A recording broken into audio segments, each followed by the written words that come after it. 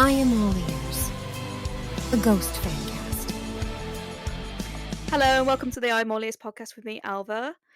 Today, right, you asked, therefore you shall receive. We're going to give you a rundown of the Skeletour. So, I've got my Skelly crew with me. Hello. Hello. Hello. Hey. So, we've got Hannah, we've got Hi. Sophie1. Oh, hello. Fight amongst yourself, Sophies, which Sophies you're going to be. I'll be the number Fine, one. fine. Sophie1 was here first. We've got Leo, we've got Sophie2, we have Alana and Cami. Hello. Hello. Hello. Hello. Right. Howdy. So all of us here are a little bit familiar with the show now, so we've decided to bring you our knowledge. Maybe you can't go to a show and you want to know what the tea is, what's going on. So we're going to give you as much of a word description of the tour and the show and what you're unfortunately missing out on. Or maybe you've been and you want to relive some memories.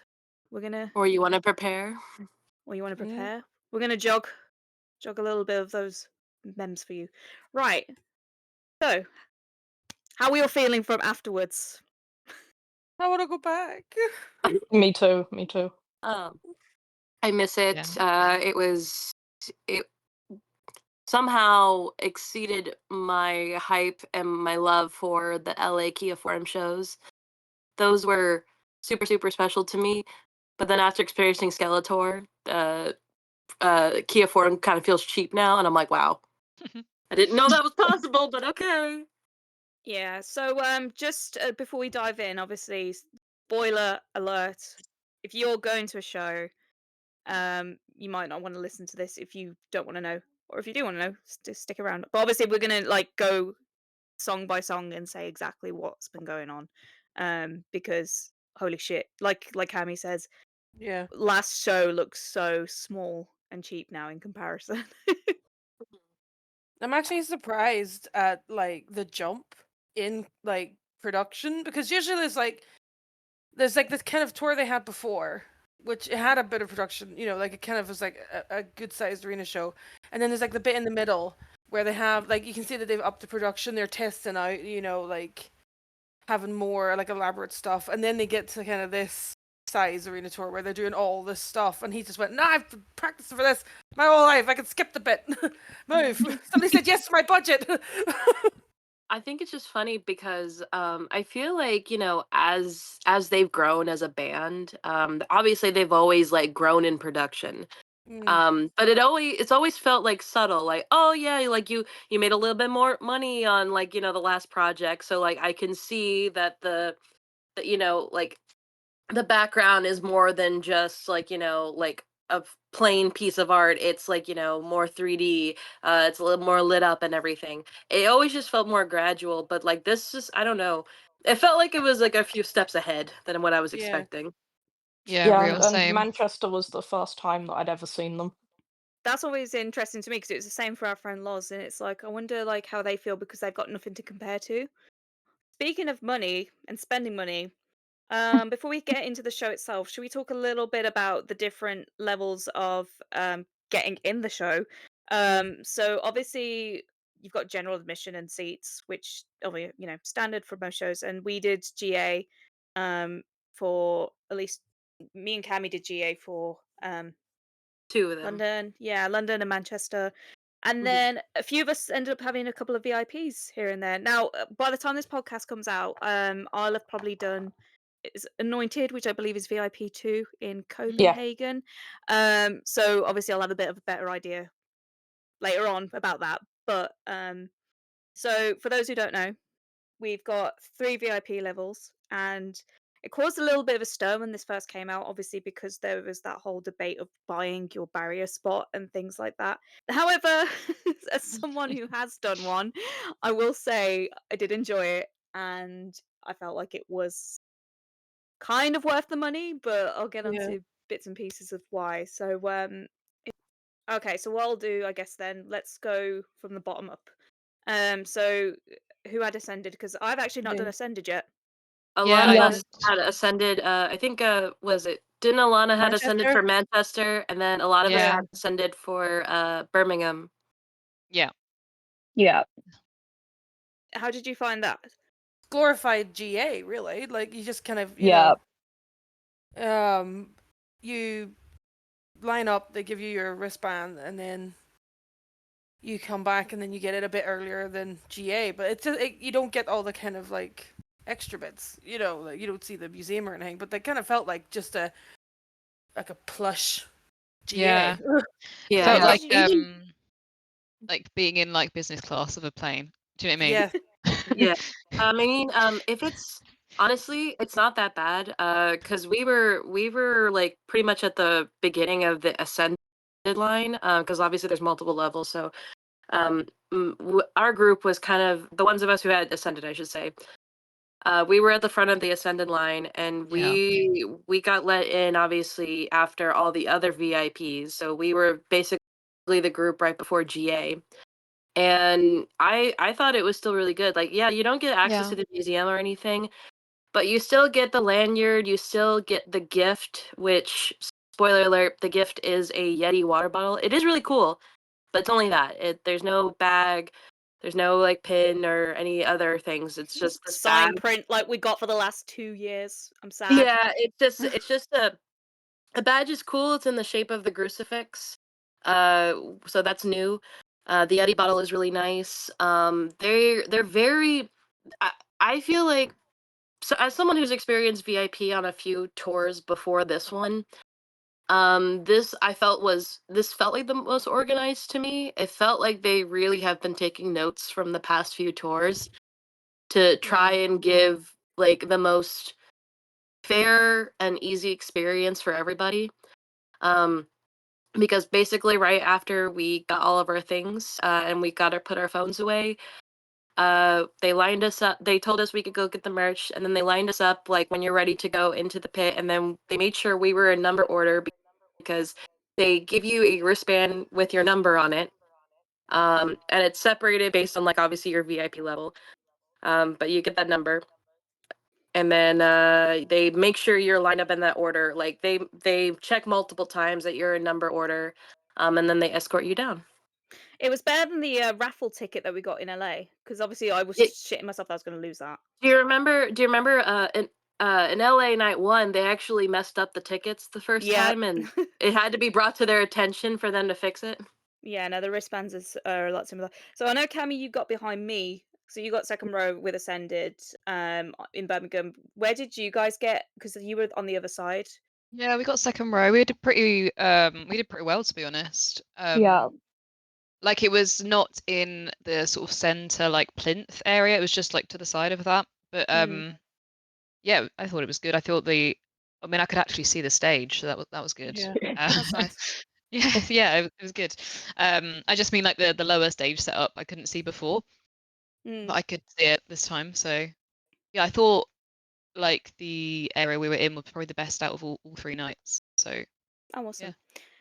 Anyone here done Anointed?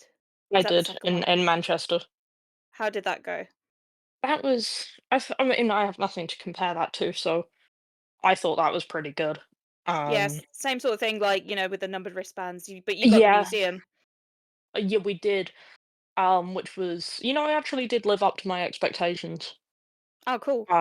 Because I was kind of sitting there and I was like, well, besides, dead popes, Mm. what else are they going to put in there? And I was actually really pleased about that. And what's actually pretty cool is they have that like cabinet, and you can pull the Yeah. drawers out, and it's got more stuff in it. Oh, yeah. If you're going, please. I think a lot of people walk past that not thinking Yeah, there's anything in it. Please pull the drawers open. yeah, absolutely, because you'll find some really cool stuff in there. Mm. I liked that they had a section of like show photos. Yeah, they're really cool. That was great for me. I should probably ask the other two people I was with opinions, but I'm sure they liked it. And then you managed to get barrier with that, but not necessarily Yes. directly in the center. Pretty good No, spot and I though. didn't. I didn't want center barrier anyway. Oh, okay, yeah. But I was like kind of at the side. Where would you call it, a catwalk? You know what I mean? Yeah. Um, where that kind of connected to the rest of the stage. I was in that bit. Yeah. So I not got a bad. great view of everything going on that bit. Plus, I could just turn my head slightly and I could see everything else that was happening. Oh, perfect. So that was great Nice. for me because obviously I'm there for the lot of them. Yeah. So I got a lot of view. That doesn't make sense. I know what you mean. A good view of the whole thing, Yeah. That's which is good. great because I'm 5'3", so I don't get to see at gigs. Oh, felt. So I did. I've got a Apostle ticket as for part of my 30th birthday, and obviously I was going to pick my hometown because special hometown show. So I did everything that Sophie one said with the museum, and my favorite bit of the museum that they also had in LA. But like when we were in the LA one, we weren't allowed to take pictures because they locked our phones away. What they learned this time, which I was so thankful for, is that they unlock your phone to go into the museum now, which is really cool. And then as soon as you come out, they lock it back up again. So, oh, by the way, we got a little bit worried in Birmingham because they locked our phones away and we were like, what the fuck? We're going in the museum. All our friends have taken pictures in the museum. But there's someone at the entrance of the museum who unlocks it and locks it for you again. So if that happens, don't be phased. Don't kick off. One of my favorite bits in the museum in both LA and this current tour is they've got the original drawing of the Ghost logo that's on the back of one of Tobias's rotors, like his Oh yeah, I work saw rotor. that. Yeah, You can't I nearly see it. cried. Yeah, it was on the Spillways Lounge where you could see it double-sided, where you could see his rotor for the bless it was Valentine's Day week of 2008, I think, or 2009. Um, and yeah, it's the original drawing. I love that. And then obviously I got to do the stage tour, which was kind of over a little bit quick. I'd have liked to have been on there a little bit longer, but it was still really cool. You use the stairs that Papa uses to go up and down. And because we were like the first people on there, we went up, took our photo. The curtain is up, by the way, so you don't really get to see a full point of view of what it looks like to stand on stage, but it's still kind of cool. And then because we were first, they said to us just sort of hang about the side podiums a little bit. So I was having a little look around and I had a peek behind the drums and I saw a man's got a shelf with some Kleenex and water on. And then you go down the other stairs and you walk and take your spot wherever you want on the barrier, which is quite nice. So I really like that. Like I say, I know Yeah, it's a lot of cool. money, but it was cool. I want to go through the show now, kind of as it was. I'm probably going to be basing a lot of this on Manchester, just because obviously I think all of us were there for the Yeah. most part, and it was like Yeah. such like a rah, like the feelings were so strong because it was brand new to either of us, and we were going in not knowing what's going on. So yeah, in Manchester, like I said, most of us had GA. Like I said, Sophie one had Anointed, Alana had and ascended. Alana had Ascended. After we had a little bit of a shambles getting in, that was kind of stressful, wasn't it? But I must say, nothing to do with the Yonder pouches. The Yonder No. pouches have taken seconds, and I'm just saying this, and I just want to put it out there. If you've been reading about what happened in Birmingham, nothing to do with Yonder. It was just poor venue management. Didn't affect us because we got really lucky and was in. But I think most people who had GA, my dad included, got fucked over quite bad. But that was the venue. But yeah, Yonder was nice and quick. It literally takes seconds. The pouches are kind of big, so maybe bring, just make sure you got a bag that's sort of double your phone size. Venue permitting, obviously. If you have the let's say like the iPhone Pro Max, for example, the XL pouch will fit the phone. If it's a little smaller than that, then it's a large. The XL one fit actually in my trouser pocket. Oh, does Oh, it? Like really? really easy. Yeah. Nice. I didn't bring a bag with me, so that was it's quite good. Exercise caution though, because you know what people are like nicking phones though. I'm just saying. Yeah. So we walk is the word here, into the pit. Do not run. Do not run. They will remind you. They will remind you. Do not run. I was not running, I was just power walking. Yeah, power walk if you must. We walked into the pit, and the first thing we see is this black curtain. I couldn't tell what color it was at first because I thought it was slightly green. No. Because we were going swamp realness. Yeah. Is the way to describe it. It looks a bit like the stuff that the army use for like camouflage. Yeah, It's it does like look like that. tattered, torn. The more But we've it's all seen it, the more black. it's all black. But it's like different materials of like black fabric. Like there was some that was like almost satiny, and others that were like looked more cottony. And then Yeah. there was like these giant holes in them. If you look at the Ghost Instagram, I think there is at least one post where they did have like a picture of like the curtain on the stage with light shining through, which will come up in a bit. But so you can see kind of what we're talking about. But that's It kind of looks like Copia's trousers from last era. It That's a good does point. actually. Yeah. Didn't even think of that. It was weird because like we could see like before we obviously knew what the stage was going to be. Like I could see that was coming on, and the first thing I noticed was like from the little hole. I was like, the light rig is going towards the catwalk now. What's that going to be? So, which obviously I'll get onto what that is later. You know, the only thing that's a pain in the ass about the show, about it being no phones, and bear in mind we're in a big group that does quite okay talking to each other and socializing, is just that hour and a half to 2 hours Yeah. of nothing and waiting. Yeah. especially if you do invest in VIP, then you're waiting longer. Oh yeah, because we were Yeah. in there from like 5:30 at one point. I We found were. that the playlist in Manchester had a lot of long songs on it. Yeah, there's a And lot of because Metallica. I would listen to them anyway, and I'd kind of be like, "Oh, I know roughly how long this is," and it wouldn't really click for me. But Hmm. I think that's just because I knew the rough timing of songs, and I was there with two of my friends who I know very well. Yeah. So I can just be annoying the whole time. In the A lot of people try to find different ways to pass the time when you're kind of just waiting around. Uh, yeah. Usually at most ghost shows now, there's at least one person dressed as Jesus, and they're always in the nosebleeds. They're always somewhere in the seats, and they always like find a reason to go in and out, like to like take like 5 bathroom breaks, go grab a drink. Like they find every reason to get up, and when they get up, everyone's like. Yeah, the guy in London was getting a lot of attention. They're outperforming Miracles. I realized that the one in Birmingham was the TikTok Jesus, the famous one.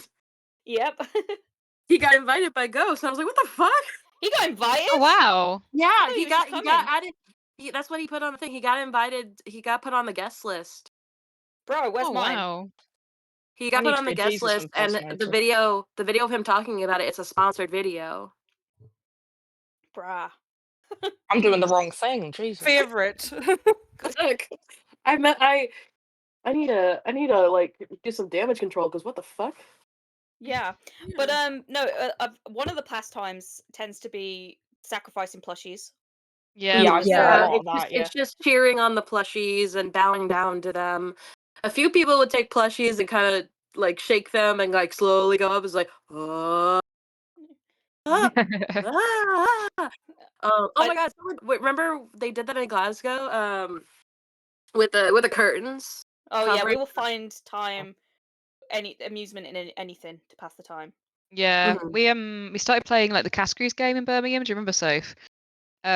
Yes, yeah.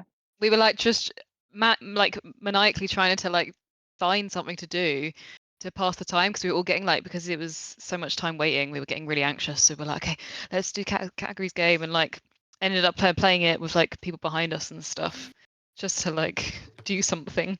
Just that it's so hard if you don't wear a watch. I'm really awkward because I don't like things on my wrist, but like when you don't have your phone on you as well and you don't have like no concept of time. Yeah. Yeah. London was the worst for that because it was like, what time is it? 7:30. Okay. What time And is some it? guy had a watch on. 7. Ah! Yeah, there's a couple times we were kept asking. I think there was a guy next to us in Birmingham who had like a Fitbit that had a watch on it or something. And it was like, I'm so sorry. What's the time? I'm so sorry. What time is it? How long has it been? I don't know if me giving a public announcement is going to make this change drastically, or curse everyone. But I'm just going to tell you now, they don't take your Apple Watches from you. You can use them. Ooh. The main thing is that they don't want you pulling out your phone and like, you're covering your face and you're not engaging with the show. That is and always will be the main reason Yeah. behind Yeah. this decision. It is It's never the fact that like you're using an electronic device. It's the fact that he wants you paying attention to the show and interacting with him. He wants to interact with you guys. Yeah, He but wants to see your eyeballs. He doesn't want to see the back of an iPhone. Like, yeah, Yeah. do with that information as you will. Yeah. So I think the funniest was when I think it was literally Manchester. I turned around and Betsy had like a crossword puzzle. Oh my god, she I was did, didn't she? Oh, I so know. Tony, iconic. do you remember Tony was next to us and he was drawing a plushia on in his little sketchbook? Honestly, so real. I've got a sketchbook with me for Copenhagen now, and That's for a the good rest of Scandinavia idea. tour. Also to take notes. I Yeah. advise taking notes.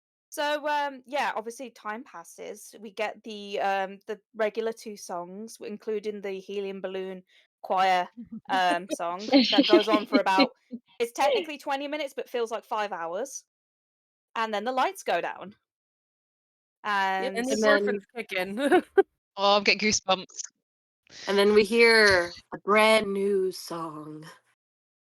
my favorite fucking thing about this was like you tweeting afterwards. So they open with Peacefield, and someone said, "How do you know it?" It's like probably the bit where they said Peacefield in the song. But it starts like obviously like the choir intro that we've all heard by now. And Papa is singing from behind stage. We don't see him. There is a video on the side of the screens, which we don't know if that is live or pre-recorded footage I yet. think it is live because the I've seen 2 pictures of that screen and they didn't spark any memories from when we saw it in Glasgow. So I think it is live. Yeah. But Also, But if you're at the Barrier, you can't see those screens. I'm so sorry. Yeah. yeah, it's a shame because it's hot. also as Yeah, It's I well didn't very even know hot. they between, had them. but also well between the kids singing and there's like that obviously that little break in music and then he starts singing. Somebody like in the venue somewhere, like a voice from God goes, Oh, "From yeah. beyond the Twilight Twilight Zone, the Zone. greatest band in the world, Ghost!" And then It's he starts so singing. Kiss. It's so brilliant. That's Oh, and then amazing. during the choir bit, because it's dark the entire time. I Yeah. think it's forgot which part in the choir bit. I think when it starts to swell a little bit is Like, when they sow finally them, feed them. yeah, it's when they finally shine a light through, and then you Yeah. see it through the curtains and Gorgeous. everything. I actually felt like I was going to fall over during that. It's a religious Keep experience. It really I keep is. wondering why I keep getting goosebumps when I listen to that part now where it says "sow them," and now I realise it's because of it's like that's where the light's shining through, isn't it? Yeah. Yeah. But Ah, he sings right like the first chorus, and then it's oh child stay close to close to me, and me. then And the curtain drops and you see the But yeah, then it ghouls, drops and it's really cool. and then he skips on, crowd goes wild, and yeah, Peacefield. Yeah, Brilliant. I was just sobbing uncontrollably during that. Yeah. Like, I don't actually even really remember it.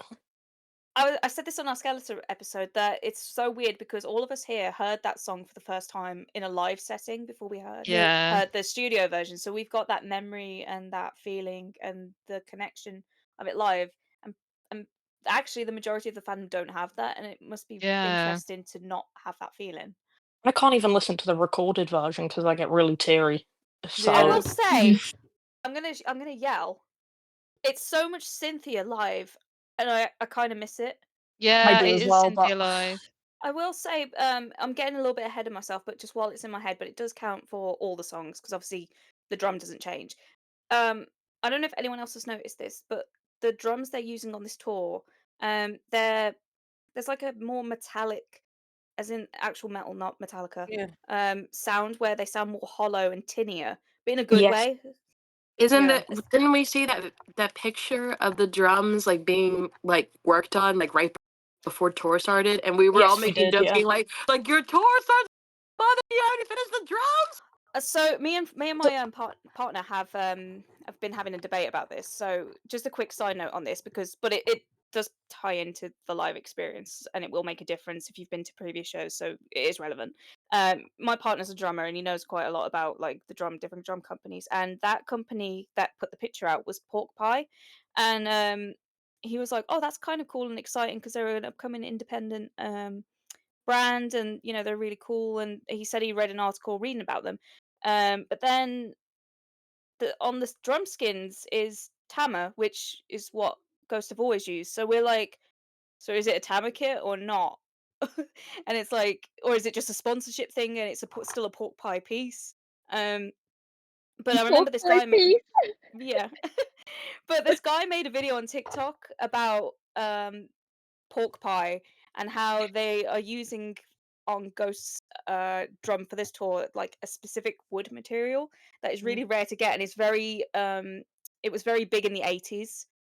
And I'm like, that makes so much fucking sense given the sound of this album. But yeah, it definitely sounds different this tour is what I'm saying. But no, I was thinking about this because of the next song, Lacrima. Wait. Before we move on to the next song, when the curtain drops, and then obviously we're watching Peacefield, it's very smoky, and it Oh yeah. took us a second to actually see the light rig, and a lot of people have probably seen pictures of it already. It is a giant crucifix, and it takes you a second to realize that's what you're seeing. Oh yeah, and it's also So quite low at this beautiful. point.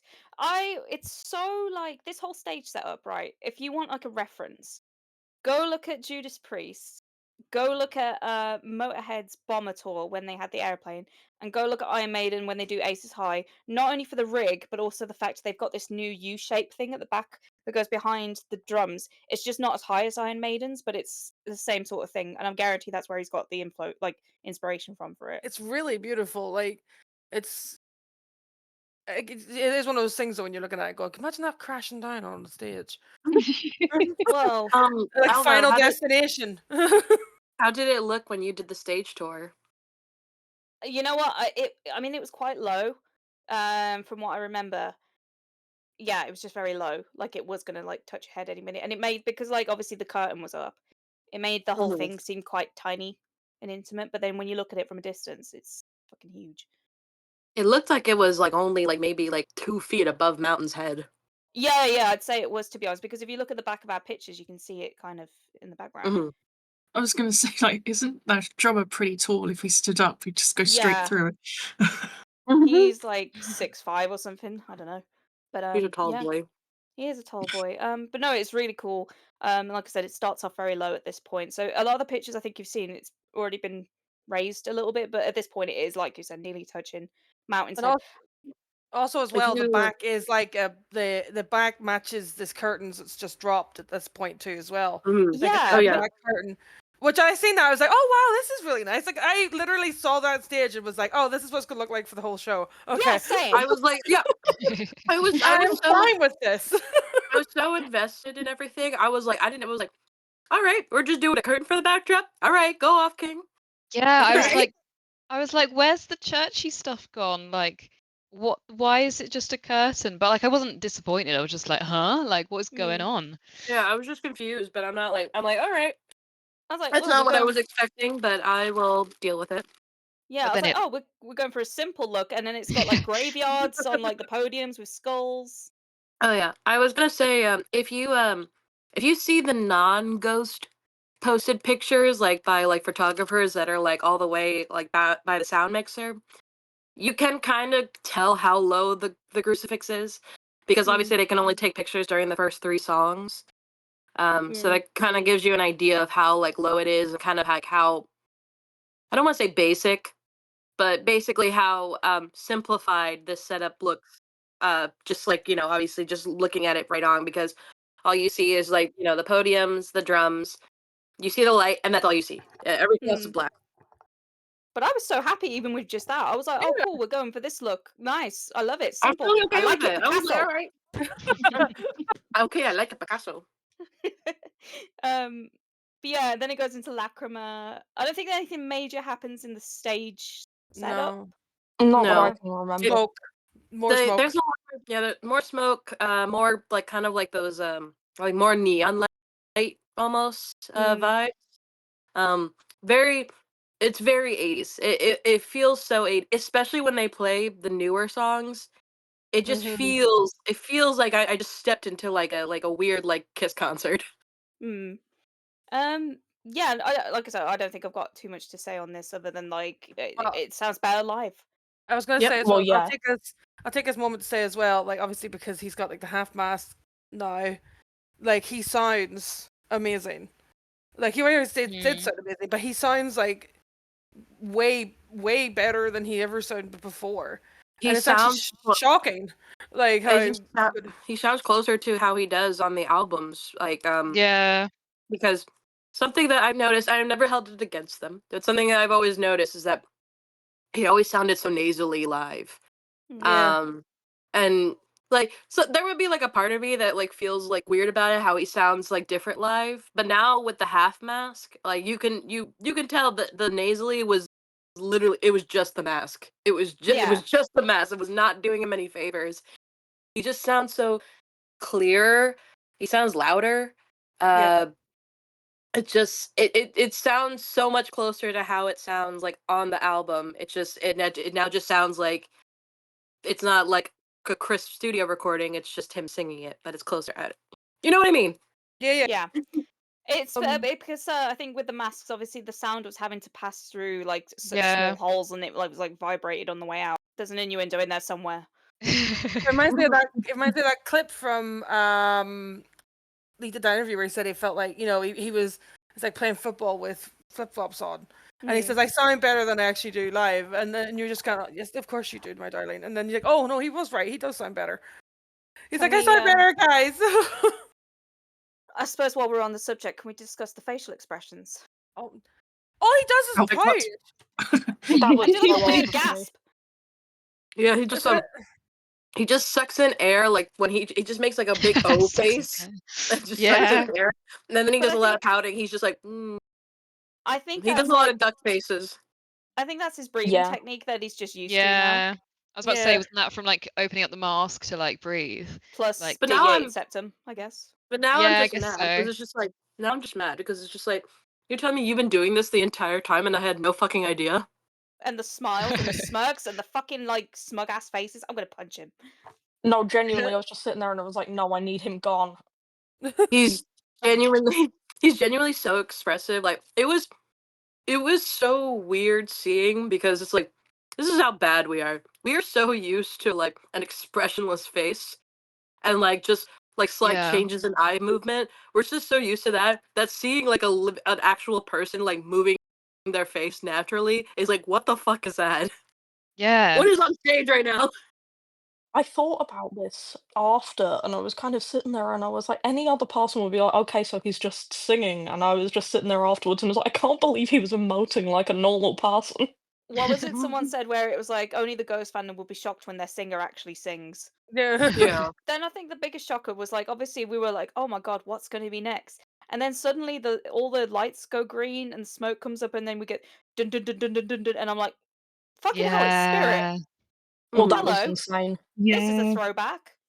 That I was insane. I haven't heard that since 2018, and I was just like, the fuck? I know. Real.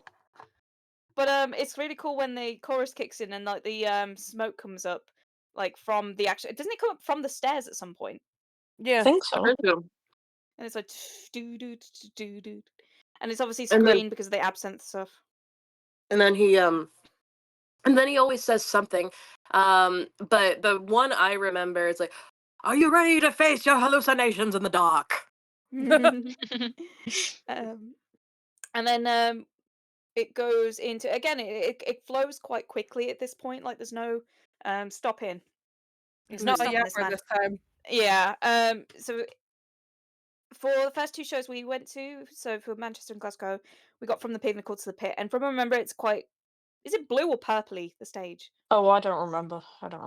I thought it was still green, but maybe it's purpley. Purple, yeah. Yeah. So we get From the Pinnacle to the Pit. He does sort of similar things to Copia, where he goes up the stairs and where he does that little hop thing. Yeah. If you've seen Copia do it, you know what I mean. But then when we were in London, we were like, all right, let's get ready. From the Pinnacle to the Pit, let's go. And then suddenly, Faith. Yeah. I was like, Oh my what? god, I Huh? was so shocked by that I accidentally screamed in my friend's face. I was vibing so hard today, I didn't even realize it was Faith, and then I went, oh my god, hang on. But with the Um, one Alana, we were talking about that literally the day before Manchester, where we were like, Yeah. I hope they keep Faith on the set list. Yeah, I was like, I really want to hear Faith live. That's like the one song I want to hear live. And then, like, literally, it was like from the pinnacle to pit, from the pinnacle to pit. And then it got to London. And I was like, oh, well, here comes pinnacle to pit again. And then it's like, diddly-doo, diddly-doo. And I was like, again, like, it's just vibing to it. And then I went, hang on. Yay! I feel like I was like, what the hell? Because in the moment, I was like, what song is this? You know, you just forget what song's Yeah. playing. I was just like, huh? I feel like it was either me and you, Alva, or it was me and Jess. And we looked at each other and we were like, huh? Like, what is playing right now? Yeah, I think so. I think it was just like we're thrown off our routine, and obviously us being Yeah. neurodivergent, we were like, wait, what? This isn't change. I don't like it. Yeah, because by the time I got to London, obviously we had seen 2 shows, so we're always like, all right, what's next? Come on, like I already know. And then nope, curveball. I don't remember him doing the motherfuckers as much. We had to do it No. for him. No. Was it No, in he only Birmingham? He did that in didn't like do the it at second all. to last bit. Yeah, one of Was them he didn't which? do it all. Yeah, I think was it Birmingham or London that he just I think it didn't was, do it. I think I it think feel it was Birmingham Birmingham. because he did do Yeah. it in London, but it wasn't Yeah, I as think like Okay. aggressive. letting the team down, Forge. God damn it. He's not as angry as he was before. He's he's fine. He's gone to He's not. therapy.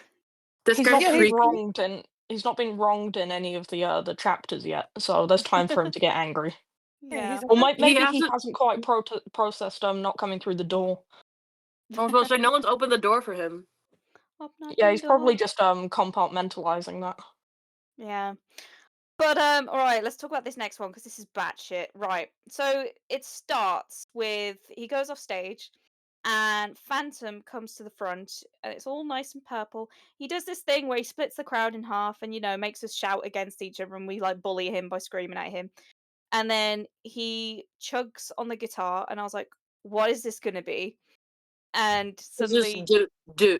do Do. do Yeah. do do do do, and we're like, oh shit, it's Majesty. I'm there waiting for Man to come walking out, doing God knows what. Suddenly, Man's nowhere to be seen. What? But I can hear his voice. What's going on? Look behind the drum kit. Man's flying. Oh my god, we got a sequel to Man Sitting. The crucifix like raises up a little bit. So when we first saw it in Manchester, my interpretation of it was I thought he was attached to the light rig, like on a harness. Like Yeah. literally like the bit in the SpongeBob movie where he's in the purple cloak. With his Because feet dangling. Yeah. because he is also in purple robes at this point. He's in his purple robes at this point. It's very much like that, isn't So, it? so I thought he was attached to it because the light rig was raising at the same time he was going up. So, but we have learned it is actually a pedestal that raises, and then the light rig just goes up at the same time because it's too low. So that's the only reason. But it's a He's- pedestal. And he's attached like at the waist, a bit like what Ozzy Osbourne uses. But yeah, and then while he's performing Majesty, yeah, there is a screen on. There's a screens on the side because they've implemented that at every show. It's similar to the screens you'll see at like festivals or like really big concerts. IMAGs, So if it's you want the technical term, because I'm a nerd. yeah, thank you. But they have their own, and they bring it. They're bringing it with them everywhere, and they get really cool shots. They've been doing just a lot of like close-ups of like Papa the Ghoul, like close-ups of the face and the expression, cool angles, blah blah. For Majesty, I can tell you right now, it is a pre-recorded video. Very kaleidoscopy. After seeing it it's a pre-recorded video. I'm sorry. It's a pre-recorded video of Tobias in the robe singing Majesty from like all these cool angles. Like he looks like he's in a dark room, and they're like doing these cool angles, and it's like got a kaleidoscope effect going on. So cool. But I don't think it's no longer controversial because now there have been pictures. I feel very confident saying that the one that we see performing Majesty and or Call Me a Little Sunshine, because he's been performing Call Me a Little Sunshine with that bit, is a body double. I feel confident saying that now. Yeah, I didn't believe that to begin with, but then I kind of looked at pictures and I was like, those aren't his teeth. That's not him. And Alba tried to gaslight me because I saw this in Glasgow, and she was like, "No, that's not what happened. That's not what happened." I was like, No. One thing we forgot to mention, so just to bring us up to speed, is because we forgot to mention the fucking costume up until this point. Obviously Oh, the ghouls sorry. are in their ghouls are in their costumes. You know what they look like. Papa, again, you've probably seen photos because so many of them have come out now by now. But just in case you've been living under a rock or have been trying to avoid things, he's in like a black satin shirt with the same sort of necktie that Cope used to wear in black satin, and then it's like a leathery jacket with like bat wingy type embroidery Mhm. like motifs on it, and then just like pants with the tie up things and Kristen like Louboutins. It's like The belt velvet, that almost doesn't velvet pants, and they're low. Very low. They're cut very low. Yeah, with the Dracopia type belt buckle. That's Yeah, what the he was world's wearing up until heaviest now. belt With buckle. with Majesty, it's the purple robes from the Satanized video that we saw with the gauntlet type hands and the hat. Now, Glasgow for us was quite interesting because me and Cami had seats around the side, so we got like a bit of a production point of view of like how this was all operating. So it was kind of interesting because we saw like a couple of songs before that their robe was just placed on the stage, kind of bonked in a pile, and then like two people just before sort of got to the side of where the pedestal was going to be with the robe, like almost ready to put it on like a bib. Oh, I think I saw that in London because I was in one of the seating blocks that you can see behind the stage. Yeah. It's really interesting to watch. But yeah, this is why I gaslit Cammy because we saw obviously Papa go down the steps after from the pinnacle to the pit, and Cammy says bro came out in a hat like within like 2 seconds. I was like, nah, he just ran really fast. No, because this is what I saw. I saw him go down the stairs, right? And then this is what I was saying. Like, I swear on my life, I saw this. I saw someone come out from the side, already wearing a mitre, stepping into position. That's what I saw. And then Alva kept trying to tell me, no, like he just showed up. He just showed up. I'm like, Alva, no. But He's just incredibly speedy. He's just speedy. No, but now I've seen more and more, and because for the first two shows the video lined up so well, and then afterwards it was like, okay, no, it isn't.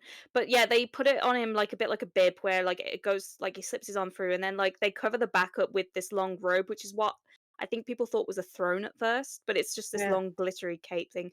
And then yeah, he ascends into the heavens and starts singing in the most pookiest way possible, whoever this guy may be.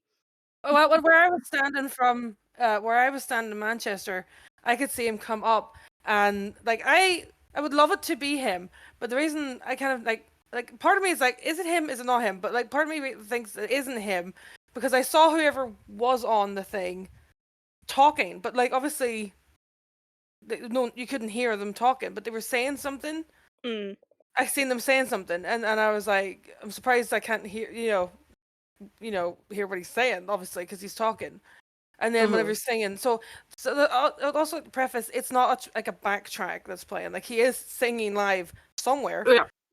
You could definitely tell the performance is still live. It's just the way that they're doing it. I think Alana's mentioned this before when we kind of talked in private. I think it's like kind of like for insurance purposes that like he wants to have this effect on stage, but like if bro goes on there himself and falls, tour's over. Like tour's over, or a couple shows getting canceled.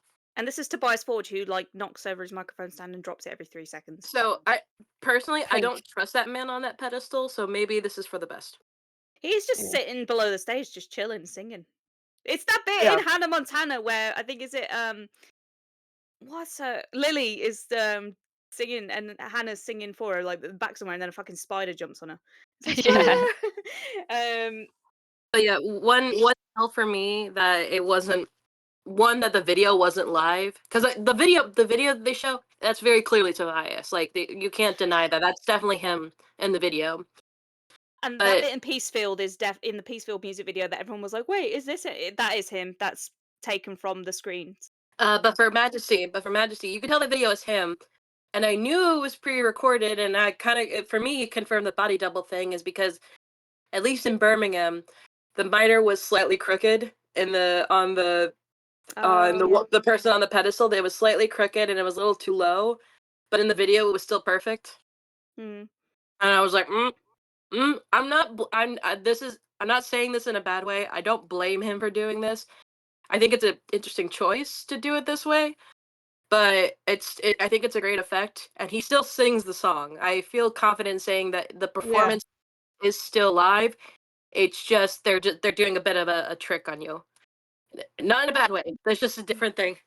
What confuses me, which I'll get into exactly why this confused me at a later date because this ties into another song, is the fact that once that song is over, there's such a big gap as if they are undressing Tobias for him to come Yeah. on stage.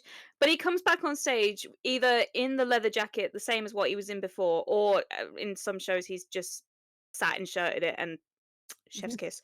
And this is where we first get to hear him yap.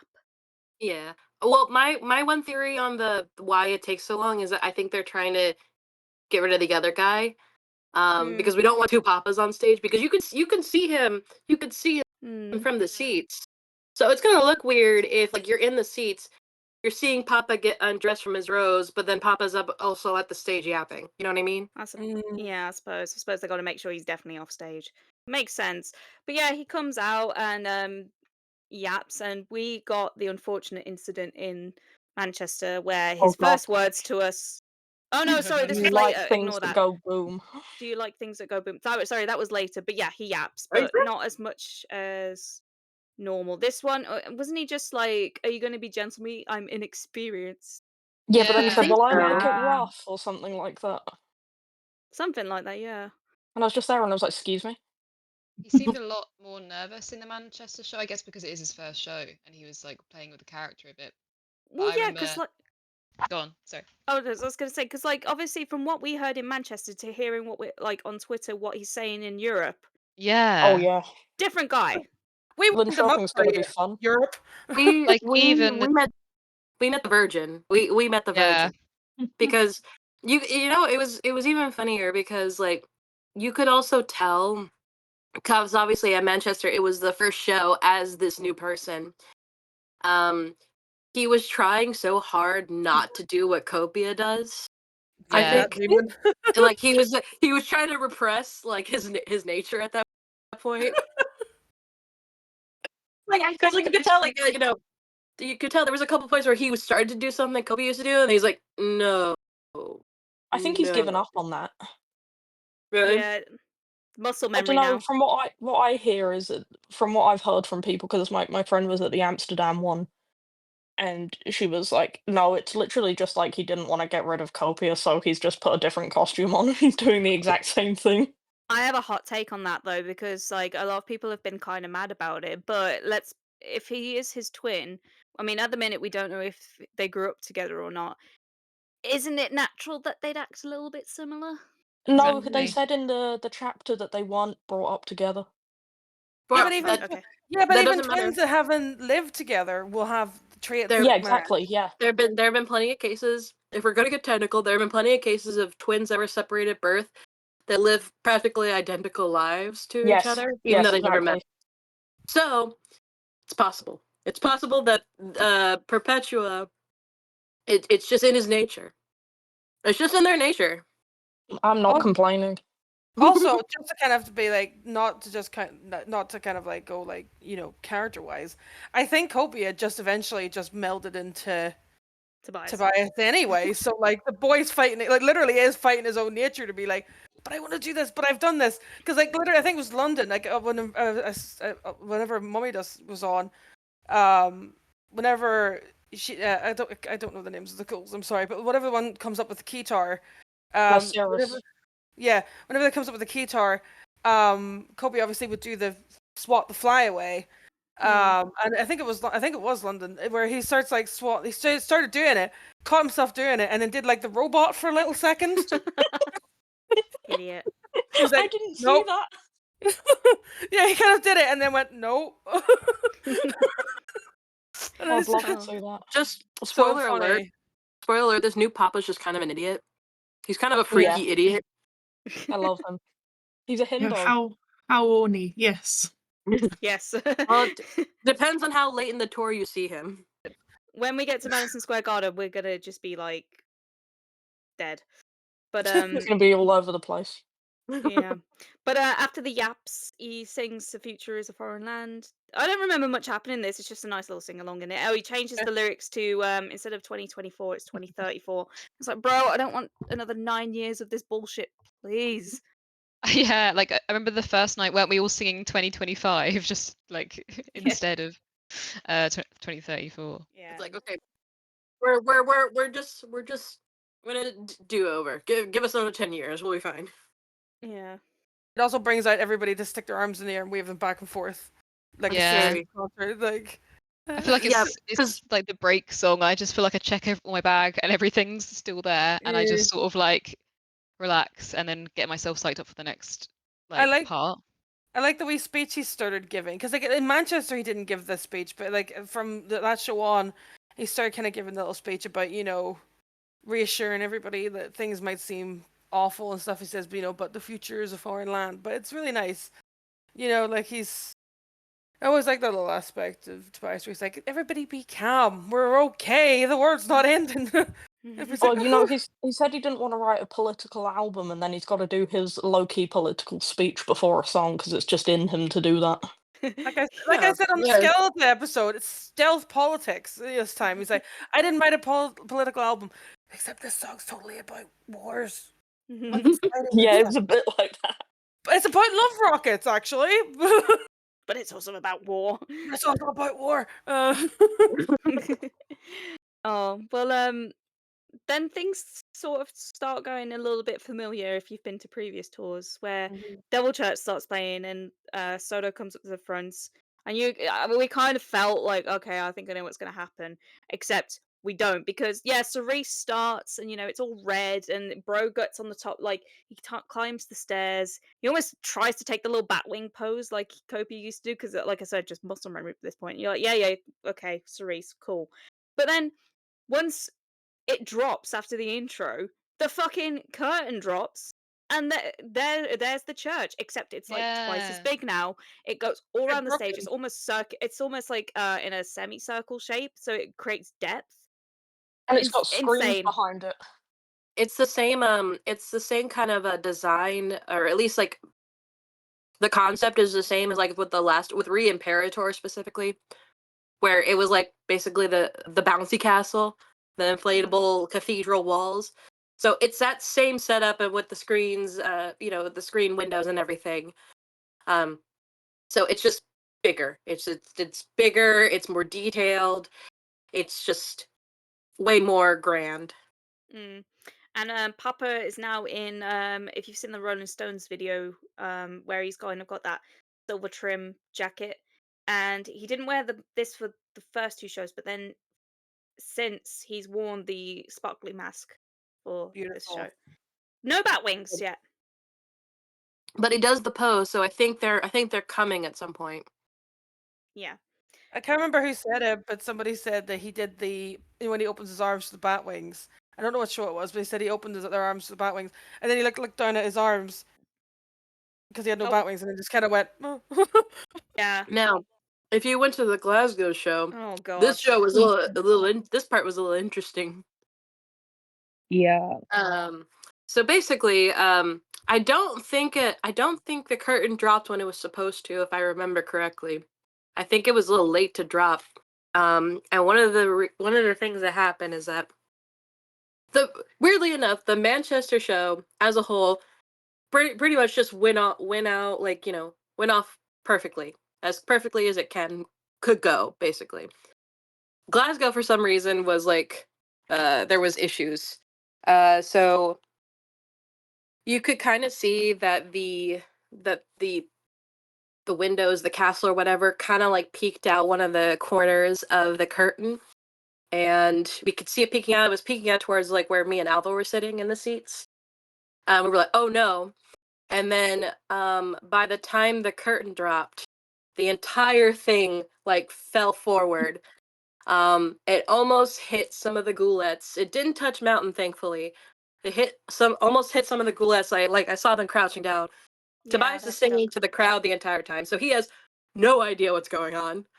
And the entire thing collapses down, and they all just kind of like scrap the whole thing. And so after the curtain dropped in Glasgow, the cathedral castle thing was gone. Yeah, it was just screens in a weird window shape. Yeah, it was still cool, but like obviously at that point we knew what it was supposed to look like, and we're like, oh. Think as well, like we knew what material it was, so we weren't too. Obviously, it's gonna suck if it does fall on you. It probably would probably take you out a little bit. But like I've imagined some people whose first shows that might be probably thought it was solid and thought it was gonna really injure someone. And that's why everyone was screaming like, no, no, no. And it was so funny because Bro was probably just there thinking like he's doing something. It's like, oh my god, the crowd's going wild for this. I'm amazing. But they're so excited about how the screen looks. They're so they're loving it. And it's everything's going so well. Meanwhile, explosions behind him. For context, like I will say, we were in the seats. We were the front row of our section, so there was like no one in front of us. So like kind of we could do whatever we wanted while we were sitting. And we were drinking. And then we just kind of like we both had our hands in our mouths, just looking at each other like, bro, whatever you do, don't turn around. Don't turn around. But Cerise has been kind of cool because I think he has kind of been Cerising people, but he's also been doing it down the camera, so like you get this really cool shot, a bit like him right here, right now, where it's kind of he Cerises the camera, and it like if you're looking at the screen, you see like the close up of his face, which is cool.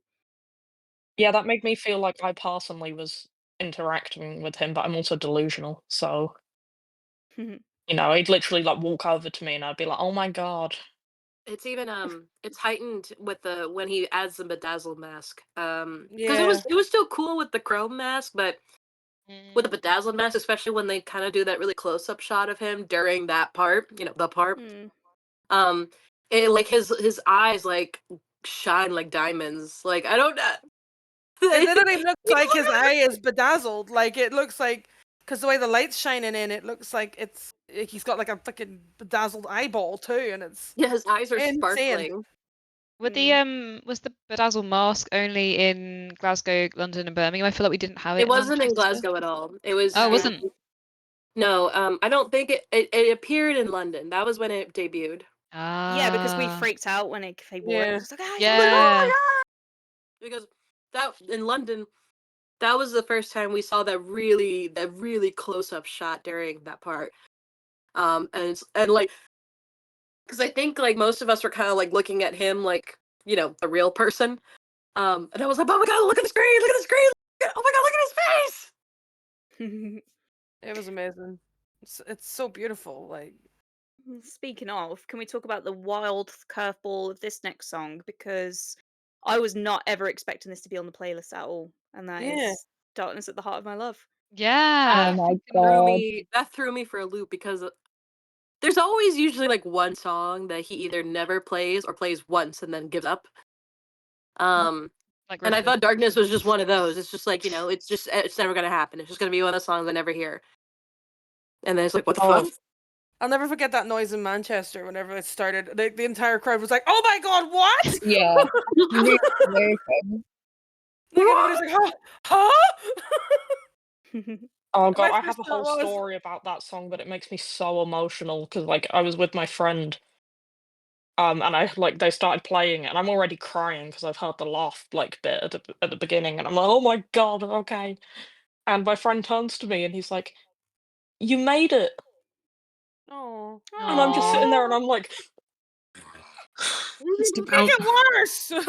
yeah, and he was, "I'm so proud of you," and I was like, "No, shut up."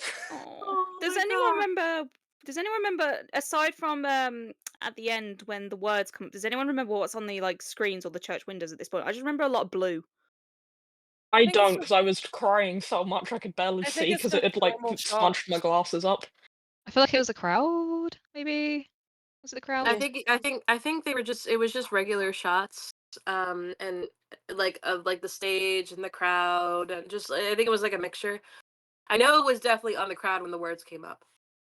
And the church windows, were they like just blue tinted now? I can't remember. I don't remember them. I think they still had their because it was red during Cerise, like but with like the demon and everything on. But like I think it was like bluish purple. I think the image was. I thought the image was pretty much like the same all throughout until we'll say later, but Yeah. Also in Manchester, I think Manchester, Glasgow, London. I don't know in Europe, but in Birmingham, he was trying to make us do like Friday the 13th sounds like during part of it, and we were all like, sure. And then he just gave up. It's during the part where there's supposed to be the whispers. So it's like, oh my god, are we gonna know what the whispers say? And just no, Friday the 13th. He can give us the song, but he can't tell us that much. So I will say, amazing live. Yeah, I agree. Yeah. I was always on the like was not one of my favorite songs, but like hearing it live, it is way better live. Like, Yeah. See, this proves my theory that if you are on the fence about a ghost song, you either have not heard it enough times, or you need to hear it live. Yeah. Me with Yeah. Majesty because I didn't like Majesty for ages, and now I love it. Yeah. I can vouch for that with a song that comes later in the set. It was always, Majesty was always a skip, and now it's not. I did used to skip Majesty. May. To be fair. That was me with Spirit. Blasphemous. What? That was you, a spirit? Yeah. Mm. Sorry. You know what? That's Valid. bad. I don't skip No. it anymore now though. Like it feels like hearing it live so much different. Yeah. 100%. But I remember at the end of that, like I said, at the end, the lyrics come up in the is it in the Skeletour font when the lyrics come up on screen as a little sing song. And then that finished, and I literally was like, I turned to everyone, and I was like, I feel victimized. And you guys were like, I'm victimized. And then suddenly we get that little synth part that's at the end of Satanized, and boom, Satanized. Oh And my I was like, god, "Oh my yeah. Was it you guys that had the signs for him so he knew what Yeah. to say in London? Well, it wasn't to say what he said, what he needed to say. It was just a blasphemy and heresy. But people thought I saw it from where I was sitting, but I couldn't see what was on them. Everyone said it was quite funny. I think people thought we were like trying to give him like notes on how to do it. Because I think someone said like, shout out to the people who had the signs with the words for Satanize. I think you actually helped him. No, we didn't. We literally just had blasphemy sorry, blasphemy heresy. You can see And he it in didn't the look once. No. No, he didn't. But he, Ryan looked at least. you can see us in the Instagram. Yeah. Exactly. Yeah, he He didn't probably bloody didn't. look at He us. probably didn't look because he thought we were like having signs up that said, "This is this bit." He was like, "I know." I can't remember. No! Was No, it my- Birmingham when it was on one of the last blasphemy heresies? He like acted like we were shouting too loud at him. Yeah, it was the very last one. When he does the super soft bit, it was like, I should have known. And then he like blasphemy!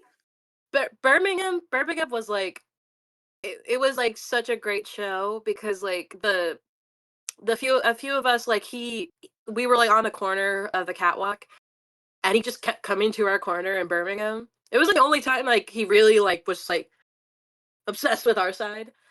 And yeah, like he kind of like looked in our corner and it was like really quiet. He was kind of like leaning in, and then we were like we pointed and yelled blasphemy, and then he like came away all Coward. scared. He's like, oh my god, oh, heresy! He been Oh, too God." hard into the sun.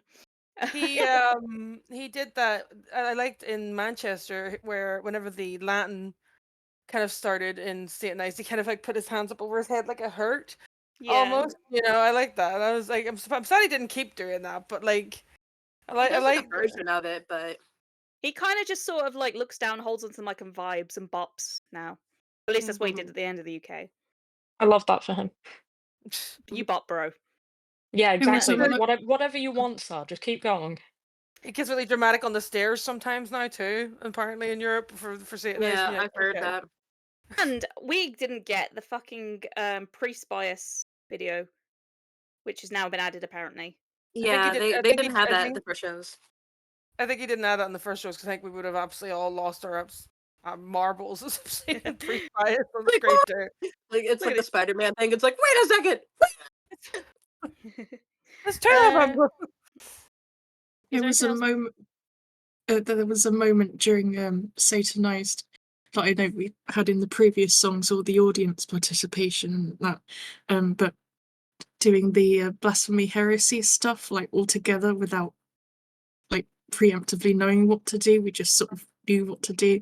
It's sort of, that was my moment of belonging. Oh, yeah. We Really know nice. what to do. It was yeah. But I'm trying to think of the actual song itself. Yeah, again, sounds better live. Yep. Yeah.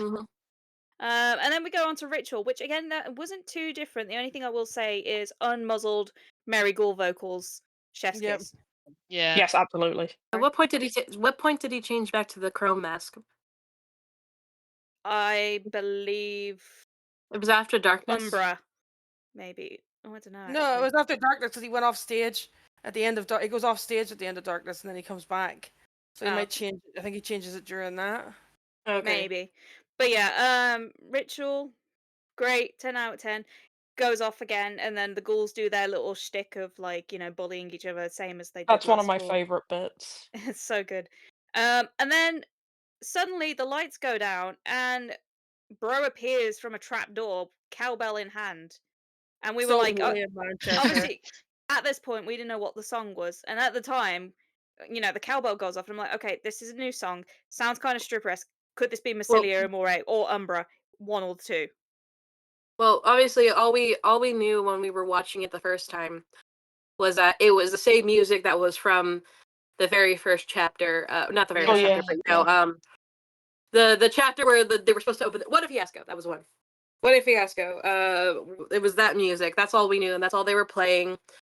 And as that instrumental part was coming to an end, that's where you could kind of see him slowly coming out of the trapdoor. There's smoke everywhere.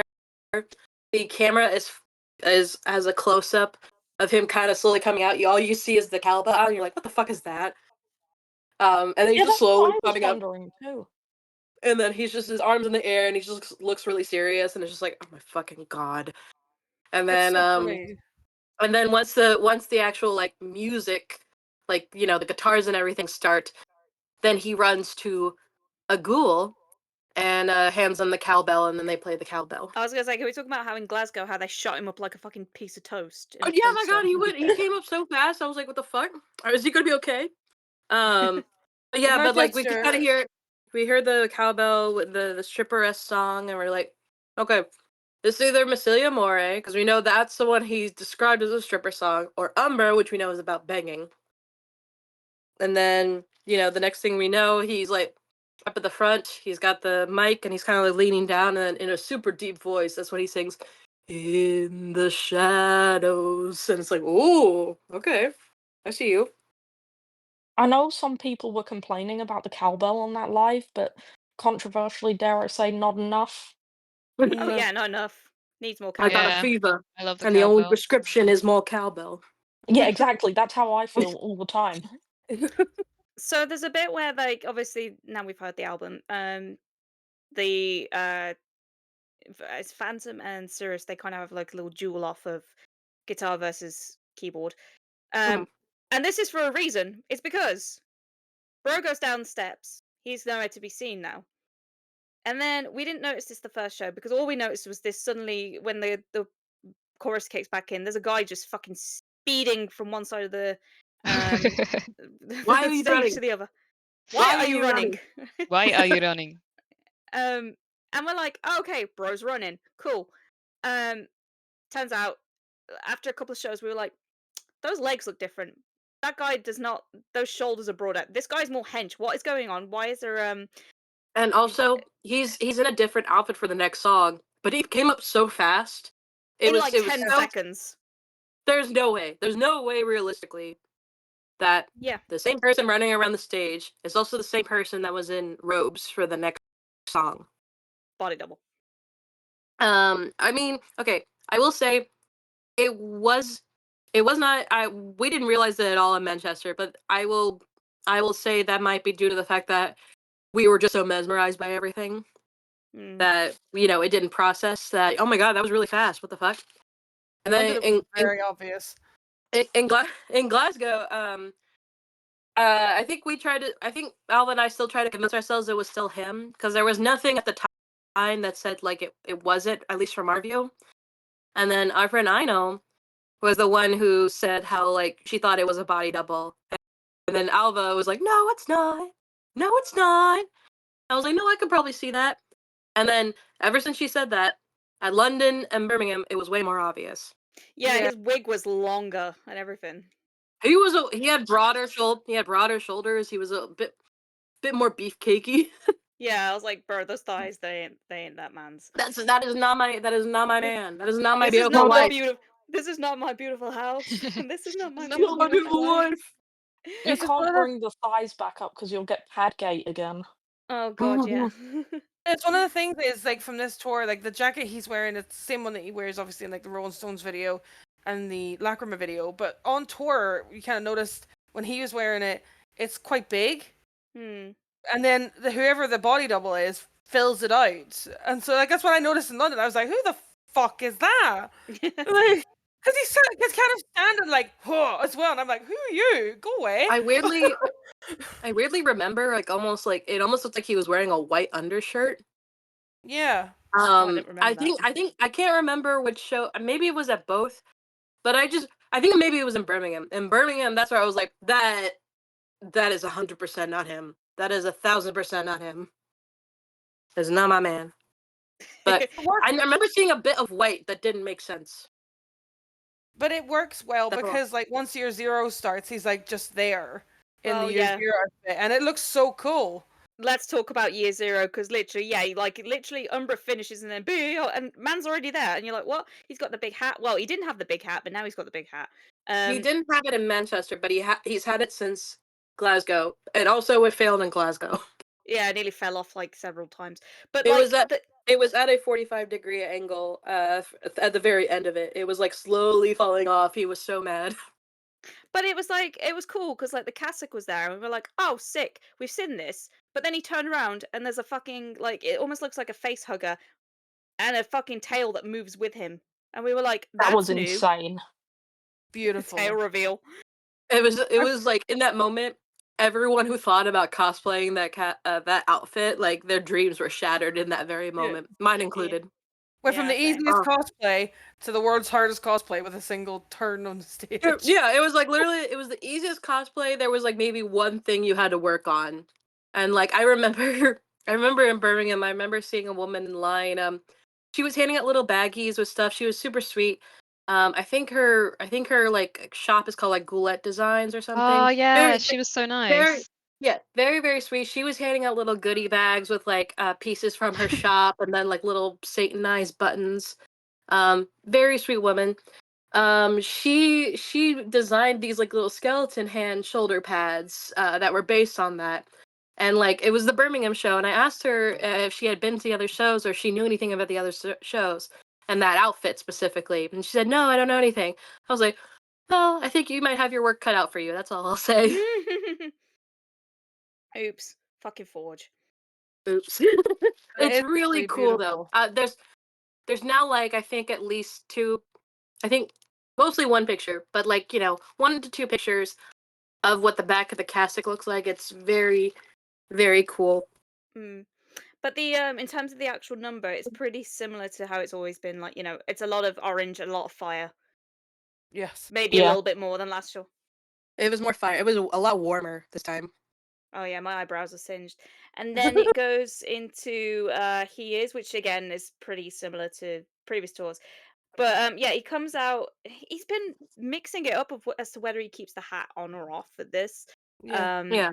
But what's important about this number is the backdrop because it has like these 3D, not 3D, sorry, these stained glass windows of almost like your typical white American Republicans who are wearing red ties, and then in the middle there's Jesus in a red tie and sunglasses. Wait, hold on. So at the end of year 0, the glass shatters, and then the glass shattered. Oh, does it shatter No, again? no, it shatters at you're like the glass breaks out. Turns into the night sky. So okay, so it's at the end of year 0, the glass shatters, and then the screens are just black, and then it kind of turns into like a starry night sky. Oh yeah. And you're like, okay, and then He Is starts playing, and then you can see like Papa walk out to the mic, and as he's walking out to the mic and as he's singing, it starts to like the sun starts to rise, and it's like He Is, and then as it's rising, then the windows like repair themselves. slowly. Oh yeah. And then you see like what's replaced, the glass is like it looks like white Republicans like just taking over. They're wearing ties, and then Literally it takes Children of the Corn in one of the yeah, and windows. then Like, and then in the middle it turns into like a blonde looking Jesus, and he's wearing a red tie, and it's just like I wonder what this is supposed to represent. gives you a thumb up. Yeah, and then towards the end of it is or it's at the end. The Jesus gets sunglasses, and then he turns into a rocket basically and shoots up. There's like Very little Monty cartoon Python. flames underneath him. It's very cute, and it's like, oh my god. It's very At this Monty point, I think Python. yeah. Yeah. At this point, Papa's off stage. It's the part where he's off stage when this happens, and then once he shoots up, then that's when the stage falls, and then it all goes black for a second. Oh and yes, then this is the pillars, like the 3D pillars, like literally fall, like and crumble. they're It's supposed insane. to fall at this point. They're supposed Yeah. to fall at this point. But that's when they're supposed to collapse. And then in Manchester, I thought the stage caught on fire It did. Yeah. No, because it was the just this backing- one little flame by the drums. And I remember there was one show like maybe 2 years ago where like a mic stand caught on fire, like actually. So Yeah. I thought I was like, oh my god, the stage caught fire. But then I saw other ones. I was like, okay, wait, it's a bit. And then it's like the two screens, and then it's a giant long like U-shaped screen, and then it all kind of just like looks like hell. Yeah, like It very looks like you're in hell. apocalyptic. Yeah. Insane. And then we were like, what is this going to be? And then it was rats. Oh, I theory about some of these backdrops and the songs that are playing on them, because I feel like this current set list that we have is a filler for what the set list is going to be. Okay. Because like rats doesn't really like match that vibe, if that makes sense. But like Marks of the Evil One would definitely match. I get what you mean. I you have a point. I think you're onto something here. And also, like, if you look at He Is, if you look at if you think of the backdrop for He Is, that's Guiding Lights. Guiding Lights, like, would totally fit that vibe, you know? Because again, like, Guiding Lights is the most churchy sounding song. That they've kind of because it literally says, you know, my God's before us and all this here, and like that backdrop with Guiding Lights, that's probably half of why Guiding Lights kind of like grew on me, because I was thinking of it with that backdrop. And it's like, that'd be so funny live to hear Guiding Lights, which is a beautiful song, with that fucking backdrop of Jesus being like, huh? Yeah, and then Marks of the Evil One would fit perfectly with a hell setting when you're talking about the four horsemen of the apocalypse, because it looks like the apocalypse.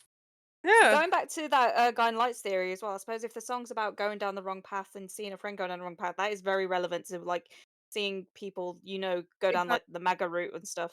Yeah. And also like the sun rising and stuff like that there, you know, Guiding Lights and stuff, you know. Lead you on. But then can we talk about how Bro skips out in a silver Tom Baker jacket with an embossed crucifix on the back? I think it's bedazzled. Yeah, that was insane. Is it bedazzled or embossed? I thought it was like I think it was shines, embossed, yeah. but it shines a little bit differently with the lights. Maybe he's got So I thought it was maybe he does have multiple. He is prone to multiple different Tom Baker jackets. I'll say so. it's the fish jacket versus the silver actual sequins blue one. Yeah. Fast but yeah, rats is rats. And then I find it funny that he has 40 million Tom Baker jackets, but can't for some reason make 2 black jackets. That, you know, the cerise jackets, because like I think the body double thing would work so much better if his jacket fit him. Yeah. Because you wouldn't notice it then, you know. Yeah, I mean, I don't know if it's gotten better. Has have Aino and Yona said anything about how it looks, or not really. they're not commenting? Okay, I'll ask them. If anybody hears this, get him a jacket that fits. But yeah, Rhett's cool. He doesn't really do the bit where he's like, yeah. There's nothing you can do about those fucking rats. He doesn't do that. No, he kind of because the bit after that is like I said, rats is not that much difference apart from the backdrop. But he comes out, and this is where he speaks again. And the Glasgow one stood out to me because he mentioned rats. He was like, "Oh, you can't get They will like something like they'll never let you go. Once they got your scent, they'll follow you forever. Yeah. They'll want to destroy you, but you Do you can't wanna be destroyed. And then he's like, "Do you want a kiss?" And it's like, "Where? Okay, hello, where's this come from?" And As then long as you tell them to fuck off, go your own way. Yeah. But yeah, this is when in Manchester he fucked up. Oh, Because this is when yeah. he's is like, this the boom bit? "You like Manchester? Do you like music go boom?" It's like, no. The fact we didn't realize Not until here. We should have some context for why that's a bad joke if you don't know. yeah, that's But true. Actually, Yeah. a few years ago, I can't remember when it happened. Ariana Grande, 2017. 2016, 2017. 2017. Yeah. Ariana Grande played a show in Manchester Arena where somebody set off a bomb, and it killed a few people. I don't know how many people. 22 people. 22 people were killed in it, and it changed like the UK Security system. in concerts. Like it's never been the same since. Like it's been so much more tighter and all now. So having a boom joke there, not the best. Though to be honest, I didn't catch it either. To be honest, until someone said after. until I kind of got on Twitter and people were like, he shouldn't really have said that. Yeah, it was like when we were on Twitter afterwards, we were like, huh? It gradually got quieter as people realised as well. Yeah. And then in Glasgow, he mentioned the Kitty Cat Club as well, which was really funny because that also was not having a good time because it had literally just been Oh yeah. Oh, the cat It was a house, yeah. like cat house. it was like I think it was two things. It was a controversial club, and then also it was closed. It Because the closed on staff were, like, Wednesdays. rebelling. No, the staff were also like rebelling because of like health and safety reasons, like because they were saying that it was dangerous to work in there. And he's mentioned, "Hey, I'm going to the cat house." It was like twice. I remember he tried to like cover it. He was like, well, I was this like, I'm not too good on the past, but I know the future is a foreign land. And speaking future. And do you want a kiss? And he's like, change the subject, bro. Does anyone remember what's on the screen for Kiss a Go Go? I remember this feat at some point, but I don't know if it's this song. It's like the star. pentagram. It's the goat. You know the logo of the upside down pentagram and the goat head inside of it. Oh yeah. It was that silhouette, and it was like coming. It was like I don't know how to describe it, but it was like that shape kept coming. It was like small, and then it kept coming forward, and then it was like another one, another one, another one, and it was like a mixture between a black screen and then like the actual show. If that makes sense. Yeah, because I was too busy watching him jump up and down on the spot for whatever reason. I was too busy throwing myself about to the point where I was so bruised afterwards that I think I just like lost all level of control of myself and just went into autopilot. Yeah, and then I don't really have much to say on this one because like Mummy Dust is next, and like Mummy Dust. He starts Mummy Dust really quickly after. Oh well, he does the same bit with Kiss the Go-Go. He's like, Mwah. yeah. He kisses Yana all gets sides of such the an arena. ick from that, and it makes me laugh every single time thinking about her like cringing. And then he does a bit based on where he's at, like oh Manchester, oh Glasgow, he does that. So he does. Copia used to do that. Perpetuate. Pee does that now. Perpy does it. Perpy. But yeah, Mummy Dust. Again, unmuzzled. Amazing. Holy shit.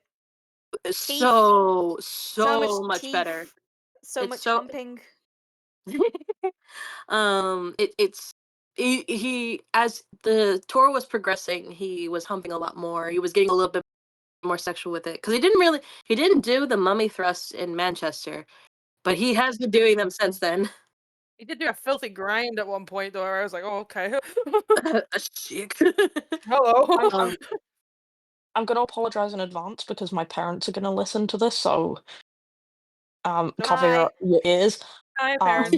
He wasn't humping enough at all. No. Just generally in Manchester, I was like, I can't wait to see that. And then I was there and I was like, well, come on. Again, we got the Where is virgin. it? We got the virgin in Manchester. I know, and I was just sitting there and I was like, I was waiting for that. Bro was frigid, but yeah, the background was like this weird octopus capitalist machine thing. That may or may not be cool. sparking some controversy at the minute, but we're not going to get into that because No, I we're not. think It's it's fucking stupid. What would you say the art style was? Like, it's a specific style, and I can't think of what it's called. I don't know, but again, it's very Monty Python, like very Yeah. Terry Gilliam type artwork. It does look like at the beginning of Life of Brian, where it's got that intro sequence. Literally. Yeah, it's very like feels like it's been cut out of like newspapers and stuff. Yeah, I was gonna say that it put was almost like together, paper. It was like paper puppet esque. Yeah. I will say one thing about Mummy Dust: when the cannon went off, all the mummy dust went flying, but like the confetti, for some reason in Manchester, at least at the cannon where I was standing, kind of came out and just went thump on top of us, and just kind of just all this white confetti just covered our section. And we were like, oh, okay, like trying to like shake it off, like we were covered in snow almost. Like, yeah, it was so funny. Because I looked up to watch the mummy dust come out, and just suddenly it was just all white. Yeah, which is weird. It was gold last tour, so that's quite funny. It's like a matte gold. It's like white and matte gold. This one. It's not like a shiny gold. It's like a weird matte gold. Maybe it's because they're trying to like not use like plastic ones or something. Maybe they got Eco King. Yeah, they're exactly. trying to be more. They're trying to be more, earth friendly. They probably got some shtick for that last tour or something. Maybe, but like talking about friendly, guys, can we calm the fuck down trying to get mummy dust this tour? I don't know what's going on, but like every time we're getting crushed either during the song or after the ritual, and it's like it's not that deep, bro. I know you want like your shiny little new picture on mummy dust, but please can we not kill people over it and then sell it for like 60 quid? Okay, isn't that literally against the whole point? I'm claustrophobic. I'm claustrophobic, Darren. The fact that he can so tell that everyone's just looking down at their feet trying to find it, like it's really sad. I remember looking up at one point and I was like, everyone is looking down. Bless him. Freddie's been getting freaky with the mummy dust bills now. Like, yeah, he's been licking it. Yeah, I don't remember which show it was, but like, yeah, it was like multiple people said he like rolled it up like a joint and then like licked it closed and then threw it to somebody. Oh, I would kill myself. I'd kill myself. I think I don't know what show it was, but somebody said that he did that and then threw it, and then you could see him fighting, smiling, because apparently the two girls were kind of fighting over it. What a freak! He's like laughing about it, like trying not to like. I think he's living his best life. He's like, I'm a fucking rock star, man. Yeah, bitches love. He's gone from bitchless to a very happy married man. I will say to many bitches. Fuck bitches, get money. All the bitches. Need a picture of him when he was younger, like the no bitches Megamind meme. Yeah. Can we talk about the double mummy dust in London? I don't really understand how that happened, to be honest. Cause... I don't know, but his face was the funniest fucking thing. He looked at it and was like, "Oh, for fuck's sake!" Yeah, because it went off and then it went off again, like at the right I didn't time. notice at first. I was like, huh? Cool. Yeah, because it went off at the guitar solo, didn't it? Yeah. His face was priceless. It was the funniest thing, and I live for these moments. My favorite bit, I think this will be my favorite bit until something else eventually comes along. But at the end, obviously, when Kevin comes on to blow it off the stage, he was like, at Manchester, he said, I never realized how much trash this song generates.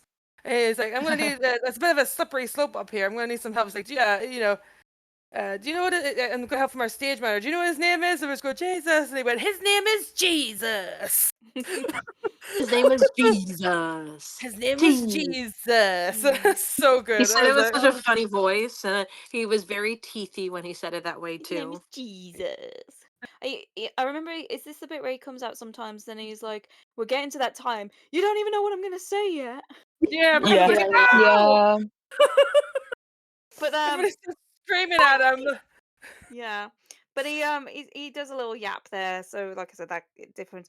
But it was the fact in Manchester we were like, okay, what's next? And as soon as he said conclusively, we were like, oh no my way. God. Ain't no way. I lost my shit. Moment. It was such a beautiful moment because you could hear the people in the audience who knew what was coming, and then the other ones like clearly who didn't. Because like when he said conclusively, and there was this little murmur of like, oh my God, no way. And then of course we're talking about Monstrous Clock, which Holy shit! I'm so glad I've this Also, got to happened. say something about that. I actually want to bring something up. After the Manchester show, I did see somebody on Twitter who said that the backdrops were AI that were used during the Oh, big fuck screen. off! It wasn't. And I was like, Yeah. you cannot look at what happens at the end of Monsters Clock and think that that's AI.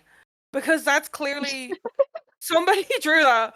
And I'm like, whoever did that, wow. What a job you had to do, whoever did that. But like, you can't look at that. I think it's because they had the like during Rats, whenever they're on the screen for Rats, it's like a kind of almost like a chrome filter on them. But that's And just like a filter. yeah, Oh but yeah, like I think whoever's seen it looked at them and that's clearly AI and it's like, it's a filter! You know what filters are? They're on your yeah. phone. We forgot to say that like during Rats, like during the apocalyptic thing, when they're performing it, that they do this effect on the screen where they're like they're getting clips of like the ghouls and of Papa, but they're like the background disappears and they're just kind of like turn into this like red and black like weird like there's this weird effect on them where they're kind of like flashy and also Yeah. like weirdly 3D, which sounds weird to say, but like you'll know what I mean if you go to a show. I think there's like one picture of it somewhere, but yeah, it's a cool effect Yeah. that they're doing, but it's definitely not AI. Yeah, it's just so strange because like Mummy Dust obviously clearly somebody has animated all that, and it's like that's not AI. I think people are kind of forgetting what real art looks like. Yeah. Yeah. Like, I mean, I understand we're living in an age where AI is getting way more like advanced and everything, but I feel like I feel like we're still at a point where I can look at something and I can tell if a human put their soul into this and if this was just generated by a bunch of different images. Yeah. Like, Yeah. it just annoyed me when I seen it because I was just looking at all the art that was on the screens in the back, and I'm like, nah. Like, especially for Monsters Clock, like, I was like looking at that, and like just thinking back on it, and I was just like, how could you look at that and go, no, that's totally AI? Like, no. Yeah, because there's It's like not. that guy that's like got the knife who's like almost hooded and he's like walking towards something, and then there's just a load of tits. Yeah. Yeah. It is. And then a spoiler alert. So the part that Alana was talking about is that when the song ends, obviously it's the lines like, come together as one, and then come together for Lucifer's son. So they have those like on the screen. They have the words come up, but each of the letters is it's the letter, and then inside of it is People one, get it two, on. maybe even three people, get in it on NSFW. My favorite is the T. The T is my favorite letter because I saw that, and all I remember is I think it was Roger behind me going, "That T is diabolical." I'll have to look What out did for the that. I T haven't have seen on it. it? I think it's Basically, it's somebody. The T is a girl doing this like the splits, and she's clearly no underwear on. Like, Oh, she's- yeah, yeah, and yeah. it's a guy right underneath her, like tongue out, right up. Fucking, and I was just like, that T is diabolical. there's Amazing. I think it's the E where it's like Yeah. she's like it's like the girl and she's the long part of the E, and Yeah. then like she has her like leg lifted up, and then the guy is underneath her like full on going to town. The On O her. is like a priest on one side wanking, and then on the other side it's a girl with flicking her bean. Like, There's a it's few of that. There's a lot of oral ones. There's a few Yeah. that are definitely penetration. But it's very sex. Sex. it's stunning, and I just like the idea of him having to go to somebody being, okay, I need you to draw me a font. Okay, and here's what it needs to look like. So, like someone out there created the most diabolical font known to man. I need And got him to paid put it for up. it. For this man. For Tobias Forge. Could I write my dissertation in it? I have a bit of a confession about that song. Hmm? I really did not like it until seeing it live. What There we Monsters go. Clock? There we go. My theory. You need to hear a ghost song live. If you're on the fence, you need to hear it live, and then you're sold. No, genuinely, I think it was the beginning bit on the recorded version. I just sat there and I was like, no, He no, I also don't like this. I've also noticed pretty sure it's floating around a couple times where like there will be like this bit where both Terza and Copia used to do it when they perform Monstrance Clock, where they kind of like feel up their body a little bit and they pretend to play with their nipples. Yeah, and fan themselves as well when they walk across the stage. Yeah, and then yeah, Perpy's doing that a little bit too. So, Yeah, like, it also was ruined for me because my partner keeps calling it monstrous cock because he doesn't like it. I've accidentally called him monstrous cock on his podcast. Yeah, but he does it on a consistent basis. Yeah. Oh wait, was it before Monstrous Clock where it was in London where he talked about Camden? Yes. Oh Yeah. yeah, because he dropped the fucking law bomb. Yeah. He dropped the lore bomb that he was talking about the first time Ghost ever played in Camden I'm sorry, it was the Underworld. I accidentally said Underground on Twitter. My bad. Underworld in Camden. And Perpy corrected himself. He's like, actually, that was my uncle. And then we all stared at each other like, he said what now? He said what now? Oh god, in What? Glasgow, remember when he couldn't like decide who he was talking about? He was like, "We did this." He was Not like, me. Them. we, they, I guess you could say we because I'm a part of it now. You know what I mean? So it's just like, okay, take everything he says with a grain of salt. It's like that performance of him as Tarzo where he was like, I used to sing this song. No, I didn't. I wasn't there. I love that clip. Wait, No, I wasn't. I was never fucking there. Wait, when did he perform Mary on a Cross? Next. That was in the encore. It wasn't that? Oh, my bad. Yeah, but but because I was trying to remember when he talks about it because he always says, you know, this is how my daddy used to sing. Yeah. So that's I was going to say. Look, if we go on to Mariana Cross next, anyway, he drops some law bombs. I will say, for the thing with him said about Terzo, like Primo being his uncle, I do think Twitter owes him an apology because when he said about like brothers or whatever on that one YouTube video, everybody's going, he doesn't even know his own lore, you know, and it's like he does. He doesn't know his own lore. People were blaming the fact that Swedish is his first language, English is his second. Yeah. Oh, brother. He means brothers, as in like the church brothers, not. Good, no, because he specifically said sibling. No. What I'm saying is that they were saying, oh, he means brother, as in like monk brother thing, not brother. And it's just like, or he could just mean he's changing it because he can. You know, or it could mean that, you know, none of this really fucking matters. Yeah. But I do think Twitter owes him an apology because we're going like, he doesn't even know his own lore. And also as well, I just think it's really funny that ever since he said like that statement about, you know, about something like if you're only here for the lore, then that's going away soon. People are going, oh, he's going to drop the lore. He doesn't care anymore. And we've had nothing but lore drops. like literally, it was the fact that people were like complaining about that statement that he said with the lore, thinking that he was like completely dropping everything like tomorrow. You know, like that's how people were acting. Like that he was like doing this, like, you know, cutting out all lore, and it's just like, you know, he's not doing it like right now. He's just saying that eventually the story is going to come to an end, but the music might still go on. I can't remember the backdrop for Mariana Cross. It was a Venus statue with its eyes. Yeah. It was crying in blood. That was so cool. For some reason, I thought that was in Dance Macabre as well, with the It dancing is. statues next to it. It's still it's in there. both. Yeah, because she starts like moving if we Dance Macabre, and it's hilarious. Yeah, no. So it's like almost like semi-serious during Mariana Cross, and then for Dance Macabre, it's like a big goof. But yeah, so it's like the Venus statue, and like at one point she starts crying blood. And then it turns gay for Dance Macabre, and there's no, but like before that happens, he does the bit where either he says Mariana or marijuana, either one. They'll go like Mariana, fuck that, and then they start. What's the one with the backdrop with the weird man in the suit? And like, isn't that Mummy Dust? Yeah, do we all talk about that? Yeah. You mean the octopus spider Gwen? Or no, like he had a face with the. No, Which it one?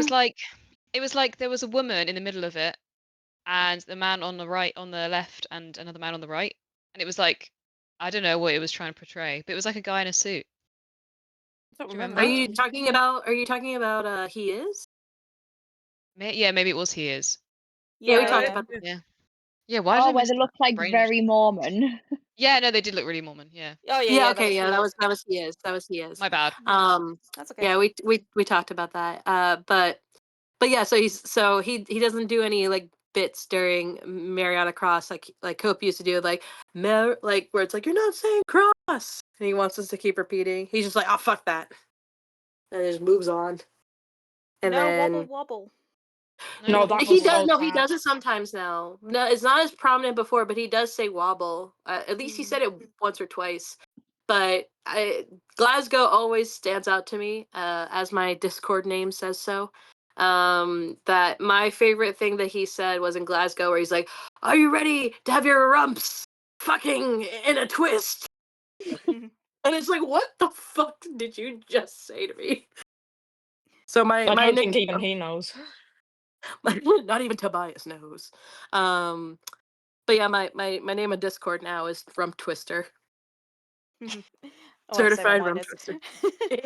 But yeah, I feel like the encore is quite interesting because it's literally just here's our greatest hits. So it's Mariana Cross, Dance Macabre, which yeah, cool, and then Dance Macabre, Confetti as normal, gay rainbow stuff.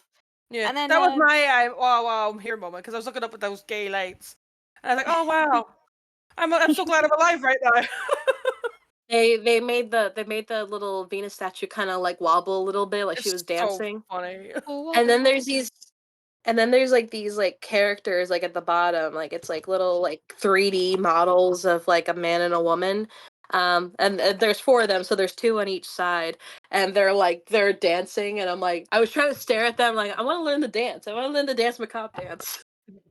But he does that normal thing as well. Then he goes off at the end of Dance Macabre, and I kind of knew it was coming, where it was like new jacket reveal. Let's go. Yeah, And lo and behold, we get purple sequin Tom Baker jacket. I was so happy when I was standing by Jam by that, because Jam was wearing a half black, half purple sequins jacket in Manchester, and that was before we knew that he was going to have a purple jacket. So And- whenever he came out in the purple jacket, Jam was like, "Oh my!" Turned around and be like, "Oh!" They were So matching. good. He was so excited. But yeah, and in some lights it's a little pinky, so he did it for me, just so you know. Yeah, the stage is really cool because they've got like fan cam now, and yeah, Yeah, you see. And there's that one bit where towards the end where there's like a camera almost hidden in the stairs, and you get like a shot of the crowd and Perpetua when he turns around to look at the drum Mhm. sort of the drum kit and the stairs, and you kind of see Yeah. him looking at the camera and the crowd behind him. It's such a cool shot. I was say going back to the start of the encore, when he comes back on stage, says, "Oh, do you think we're so predictable that we're going to come out and play more songs or whatever?" Like, you I remember, like, think, yeah. He's like, well, yeah, maybe it's we like, are. but I think it was Berlin.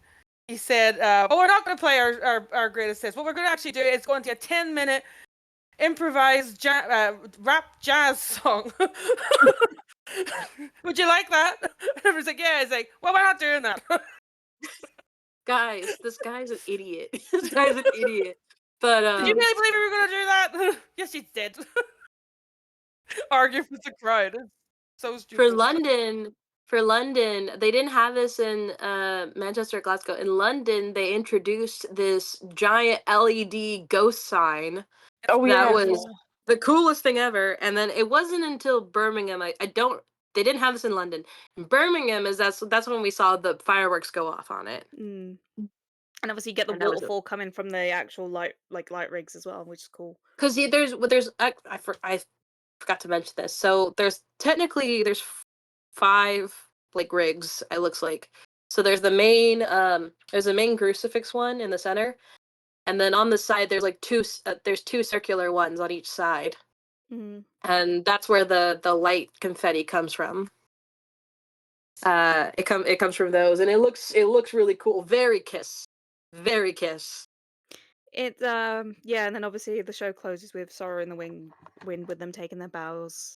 Sad times. Sad Oh my god, times. there is an absolutely diabolical picture of me during that.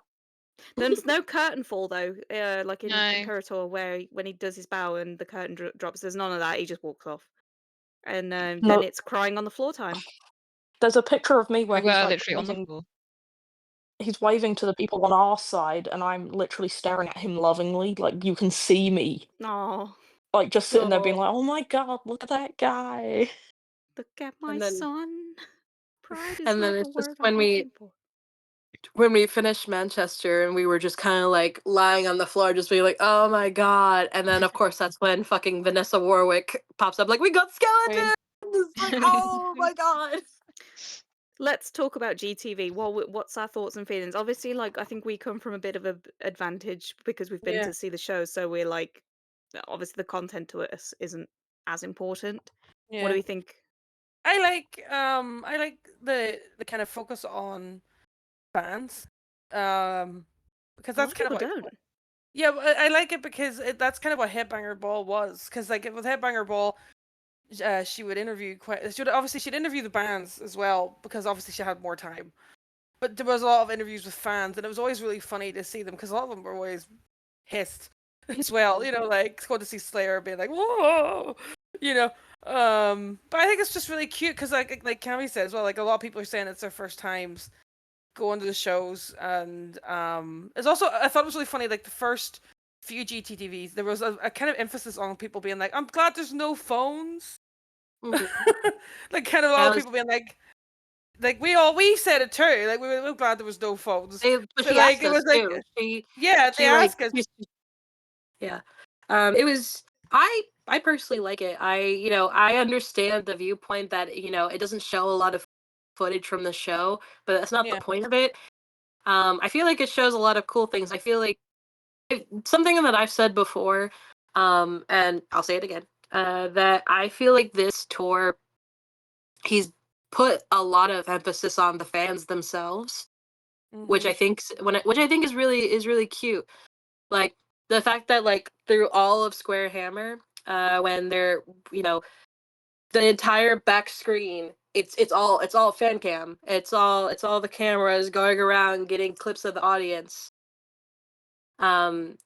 So there's that, and then every GTV video, it's interviewing fans. It has shots of the fans. Yes, it has shots of the show, but it's like it's showing the fans having a great time.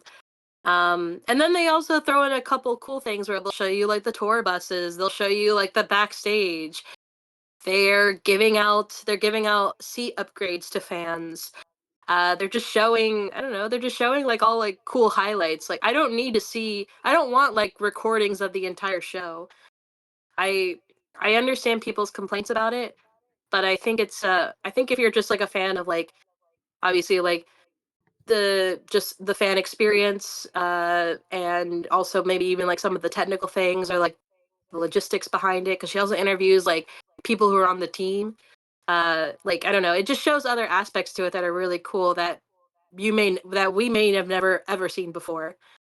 Um, I so think that's quite interesting though, because even just like a couple of years ago, even on the last tour, like I was speaking to someone from the crew, and they said like, I don't think Tobe would ever show like the workings of what goes on behind the scenes of Ghost, and it's like literally just 2 years later, he's all men do is lie.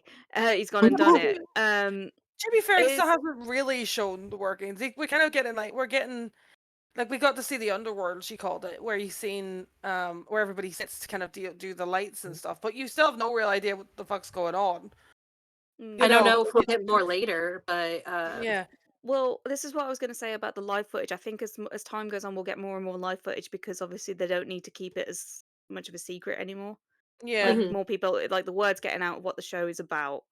People Yeah, are and already there's and sold on there's going to see it. So and there's also a lot of pictures too. Like there's like Ryan posts a lot of pictures, and then there are some photographers that are allowed to take some pictures during the first few songs. They're not close up pictures like we used to get like with Copia, because they're not in the pit. We could tell you right now, we didn't release. The only people in the pit in front of us, in front of barricade, were basically security and the camera people for the screen effects. I'm going to say this as well as a concert photographer who also did apply for this tour and got rejected, so fuck you. No, I'm joking.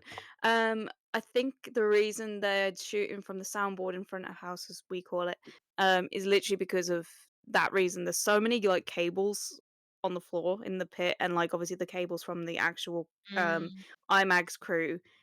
I think that having photographers down there, they just get in the way. Like we would just Yeah. get in the What way. I saw in Manchester, Ryan was down in the pit, but that was it.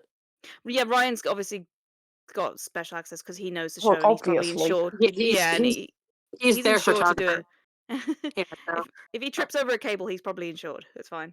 But yeah, it's a bit more complicated when you get like people working who are probably working for free. Let's be honest, because I Yeah. definitely don't get paid. And it's a health and safety nightmare. So I I think that's think what I think, and a lot of like of the actual photographers that I know and have kind of took to social media and took been a bit pissed about it. But having been at the show as a fan and seen the front and how the front operates, I can see why they're making photographers do it from front of house. Just Yeah. bring your fucking 500mm plus lenses, please. I'm begging. Don't bring your little 24 to 70s. Begging. Also, calm down on the editing. Yeah, can you please calm down on the saturation, the clarity, and the contrast in your edits, please? I'm dying. Yeah. Anyone else got anything else to say? I saw a few people complaining about the GTV videos because like I think they were comparing it to bands like Powerwolf, for example. I know Powerwolf usually they take a lot of videos at their shows, and they do like a recap video of every show. And it's like a mixture of the audience, and it's a mixture of like close-ups of the stage, of like the performers on stage. And I feel like people were comparing it to that. But another thing I really like about GTV personally is that I also really like how it still also feels weirdly retro. Because even the recordings from the shows are like have like a weird filter on them where they Yeah. look older. Mm. And I feel like literally this entire era is like is a weird like nostalgia trip for Tobias. Yeah, I think He's having his so. midlife crisis. That's what I think as well. Fair. You know what? I fully support it because I'm loving Yeah. everything. I love like I said in the previous episode when we were talking. I don't know how you're posting these, if you're posting Skeletor first and then Skeletour, but Oh yeah, but Skeletor's out now. oh, okay, Go sorry. listen. I listened to the other. I listened to the O2 line one. So my bad. Anyway, like I said in that episode how like I was in love with this album. I loved how it sounded like kind of retro, but also still modern. And it's like the same thing. Like the entire vibes of this tour is like retro. It's like weirdly nostalgic, but it's also like a modern take on it. But it's still like embracing that vibe. If that makes sense. This whole era has been like that as well because like he's brought back, the midnight releases as well are very nostalgic. So like I want him to do more, please. Can you bring back the ticket prices from the 80s? Yeah, that would be nice. If you want it like the good old days, give me that. Give me $30 tickets, $15 tickets. You know, If like that was the case, I would have done the whole tour. yeah. Yeah. Also, as well, another point I'll have about GTV is it's literally early days. We're 25 days into this tour. It's a new thing, kind of for them to do. They're still figuring it out as they're going. Like it'll evolve as the tour goes on. Hopefully, he brings it to the US because I know Vanessa has said that they're trying to work things out to see if they're going to bring it to the US. I hope they do because it'll be nice to see how it evolves then for the US, and to see the US tour and stuff.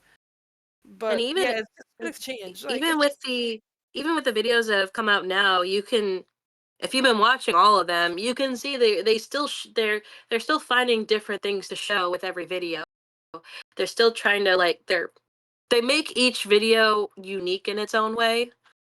So there's always something to see in those videos. Like even if you weren't paying attention to them, like I'll be honest in that I was focused on the shows, the ones for the shows that I went to or I knew that my friends were going to, and I kind of was ignoring the other ones. But then I find out that a really nice clip of Perpetua was in it. I was like, well, I need to watch it now. on that note, show as a whole, 10 out of 10. Go see it. Yeah. 11 out of Oh, 10 wow. if I Recommend.